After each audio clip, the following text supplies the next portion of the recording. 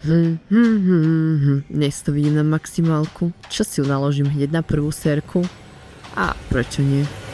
Stoj! A ty počúvaj. Nikdy nechoď s veľkou váhou prvú pracovnú sériu, inak tvoja posledná bude stať za hovno. Cieľom prvých sérií je pripraviť svaly a nervovú sústavu. Avšak nechce sa unaviť, to si šetri na posledné série, takže nerob to takto, ale vyskúšaj toto. Začni sériu s 50% tvojej pracovnej série. U mňa to je 30 kg s ľahkými 12 opakovaniami. Cieľ je zvyknúť si na pohyb. Druhá séria je stále ľahká, ale už cítime nejakú tú váhu. Opakovania klesajú na 6 až 8. Tretia séria môže byť stále zahrievacia, avšak pôjdeš 1 až 3 opakovania. Túto sériu doporučujem hlavne ľuďom, ktorí už idú vyššie váhy a nie začiatočníkom, ktorí sa dostanú rýchlejšie na svoju pracovnú sériu.